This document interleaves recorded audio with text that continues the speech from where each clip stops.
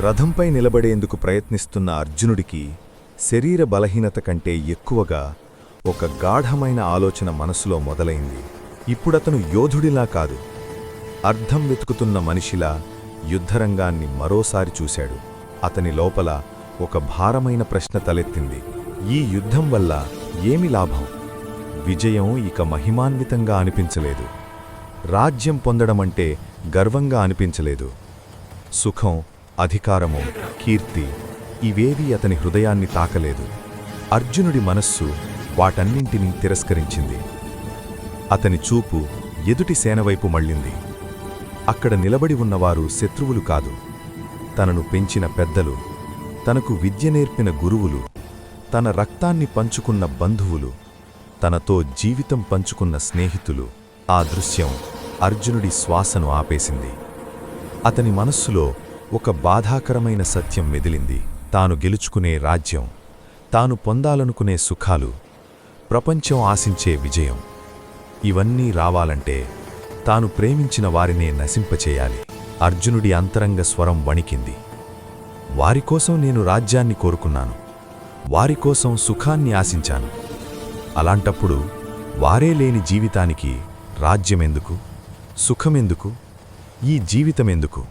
ఈ క్షణంలో అర్జునుడి సంఘర్షణ మరింత లోటుగా మారింది. ఇది భయమేమీ కాదు, ఇది బలహీనత కూడా కాదు, ఇది అర్థం కోసం చేసే పోరాటం. బంధువుల ప్రాణాల మీద గెలిచిన విజయం ఓటమి కంటే ఘోరంగా అనిపించింది. ప్రియమైన వారిని కోల్పోయి సింహాసనం పొందడమంటే ఆశీర్వాదం కాదు, శాపంలా అనిపించింది. ఇక్కడే అర్జునుడు భౌతిక విజయం వైపు వెనుతిరిగాడు.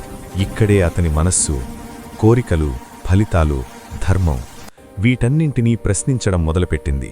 ఒక మహావీరుడు ఇప్పుడొక శాశ్వతమైన మానవ ప్రశ్నను అడుగుతున్నాడు.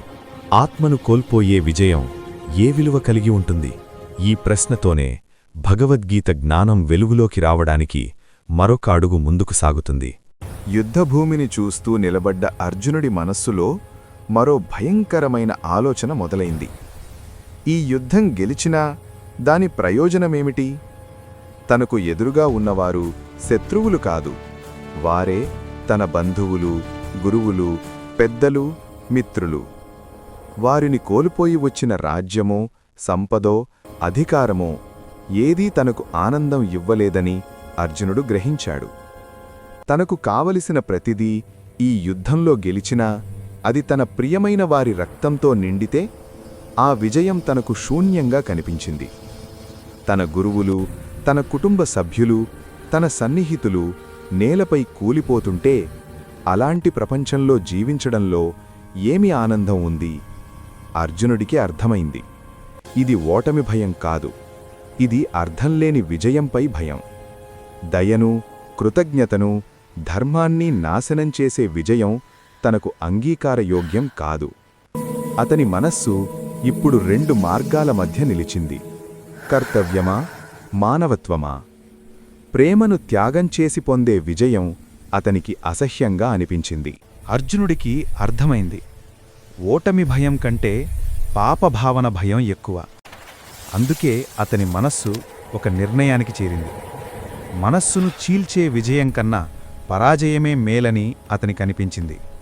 ఇదే అర్జునుణ్ణి యోధుడి నుంచి సత్యాన్ని వెతుక్కునే శిష్యుడిగా మారుస్తున్న క్షణం.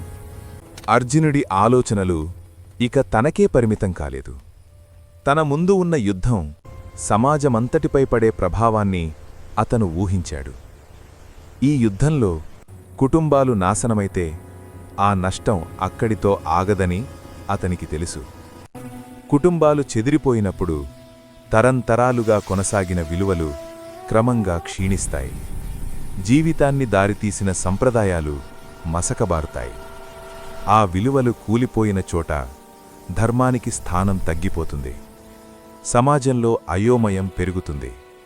మనుషులు తమ కర్తవ్యాలను మరిచిపోతారు.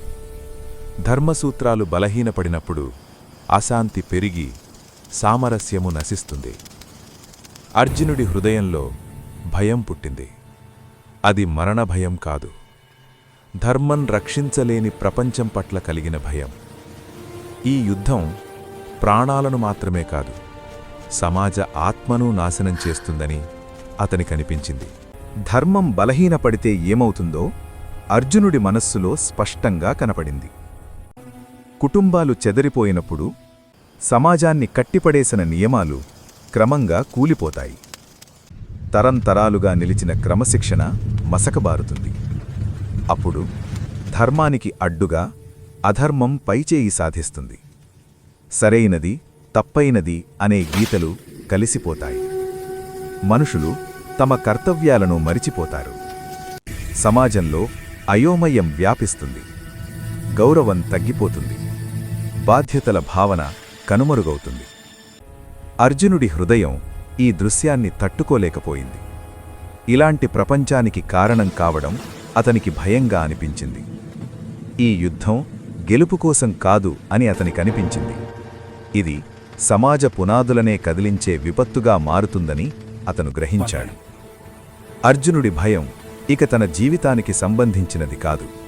ఇది భవిష్యత్తు తరాల కోసం కలిగిన భయం.